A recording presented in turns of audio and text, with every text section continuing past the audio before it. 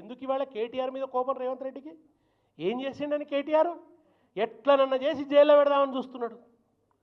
దానికి కేటీఆర్ చెప్పిండు, దాని ఏముంది బిడ్డ, నువ్వు ఎన్నెళ్ళు పెడతావో పెట్టు, ముద్దుగా యోగా చేసుకుంటా అక్కడ.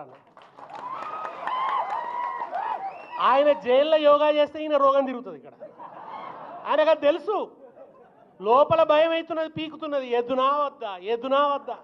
ఇప్పుడు ఎన్ని రోజులా వేస్తా అని చెప్పోటి వేసుకోపో అన్నావు. లగచర్ల రైతులతో పాటు పోతాడు, కూర్చుంటాడు, వాళ్ళకి అక్కడ లోపల ధైర్యం చెప్తాడు. తీసుకపో రేవంత్ రెడ్డి, లగచర్ల రైతులు ఎక్కడున్నారో అక్కడే పెట్టు మా కేటీఆర్ను కూడా. ఆ రైతులతో పాటు పెట్టు నీకు దమ్ముంటే. ఇవాళ జైలు వేస్తా అంటాడు. ఎందుకు? నీ అమృత్ కంపెనీల సంగతి చెప్తున్నందుక, నీ అన్నదమ్ముల దోపిడీ గురించి చెప్తున్నందుక. ఎందుకు వేస్తావు కేటీఆర్ను? మూసీలో నువ్వు ఇండ్లు కొడుతున్నందుక, మూసీ పేరిట. ఈయనకు రైతు బంధుకు పైసలు ఇచ్చినందుకు లేవట, మూసీలో వచ్చేందుకు 1,50,000 కోట్లు ఉన్నాయట. అది అడుగుతున్నందుక, అడ్డం పడుతున్నందుక. ఎందుకు రేవంత్ రెడ్డి నీకు కేటీఆర్ మీద కోపం? ఎందుకు ఇంత కసి కేటీఆర్ మీద? ఇదే లగచర్ల లంబాడి బిడ్డలు ఢిల్లీ తీసుకుపోయి కాన్స్టిట్యూషన్ క్లబ్లో కూర్చుండబెట్టి మా లంబాడి బాయిల కంఠస్వరాన్ని ఢిల్లీలో వినిపింపజేసినందుక నీ కసి. అక్కడ ఆయన ఉన్నాడు, ఒక ఆయన రాహుల్ గాంధీ అని రాజ్యాంగం అంటాడు. ఆయన రాజ్యాంగం అని చిన్న పుస్తకం పట్టుకొని తిరుగుతున్నాడు. అరే రాజ్యాంగం పేజీలన్నీ చింపుతున్నాడు ఇక్కడ రేవంత్ రెడ్డి. రాజ్యాంగాన్ని నడిబదాల్లో తగలబెడుతున్నాడు రేవంత్ రెడ్డి. రాజ్యాంగాన్ని దారుణంగా భంగం చేస్తున్నాడు రేవంత్ రెడ్డి. ఇక్కడ రైతుల్ని దుర్మార్గంగా హింస పెడుతుంటే ఏ రాజ్యాంగం చెప్పింది రైతుకు బేడీలేసి తీసుకురమ్మని రాహుల్ గాంధీ గారు జవాబు చెప్తారా? ఆ విషయాన్ని ఢిల్లీ దాకా తీసుకుపోయిండు.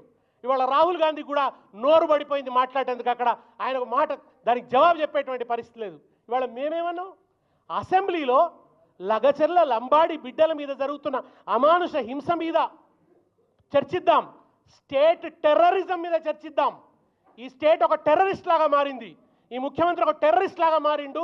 రైతుల మీద జరుగుతున్న టెర్రరిస్ట్ హింస మీద మాట్లాడదాం, టెర్రరిజం మీద మాట్లాడదాం అంటే కాదు, టూరిజం మీద మాట్లాడదాం అంటున్నారు. మనం స్టేట్ టెర్రరిజం మీద మాట్లాడదామంటే వాళ్ళు టూరిజం మీద మాట్లాడతారట. ఇవాళ టూరిజం మీద మాట్లాడడం ముఖ్యమా, రైతుల మీద ఈ ప్రభుత్వం అమలు చేస్తున్న టెర్రరిజం మీద మాట్లాడడం ముఖ్యమా అని అడిగినందుకు ఇవాళ మా దగ్గరనేమో సభ వాయిదా వేసుకొని పోయినరు, ఇక్కడనేమో సభలో మైక్ ఇయ్యరు, చూపియరు. మొత్తం ఎంతసేపు స్పీకర్ ఒక్కడనే చూపిస్తున్నారు. మాట్లాడుతున్న వాళ్ళను, ప్రశ్నిస్తున్న వాళ్ళను చూపించలేరు.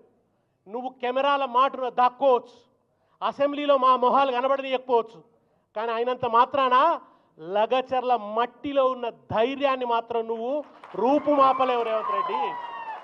తెలంగాణ మట్టిలోనే ధిక్కార చైతన్యం ఉన్నది. ఇది మామూలు మట్టి కాదు. చరిత్ర పొడుగున ఒక తిరుగుబాటు శక్తిని, ఒక బాంబు లాంటి తిరుగుబాటు శక్తిని, ఒక విస్ఫోటన శక్తిని దాచుకున్నటువంటి మట్టి. ఈ మట్టి మీద నీ నాటకాలు చెల్లవు. నువ్వేదో కేసీఆర్ ఆనవాళ్ళు రద్దు చేస్తా, మన తెలంగాణ ఆనవాళ్ళు రద్దు చేస్తా అంటున్నావు. 3 ఏళ్ళు అయితే రద్దు అయిపోయేటోడి నువ్వే.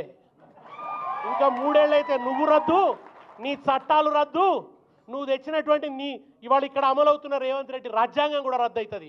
కనుక రాజ్యాంగ విలువల కోసం, రాజ్యాంగాన్ని కాపాడడం కోసం, అన్నదాతల్ని కాపాడుకోవడం కోసం, అన్నదాతల హక్కుల్ని కాపాడుకోవడం కోసం, గిరిజన బిడ్డల హక్కుల్ని కాపాడుకోవడం కోసం సేవాలాల్ పాదాలకు దండం పెట్టి ప్రతినపూనుదాం.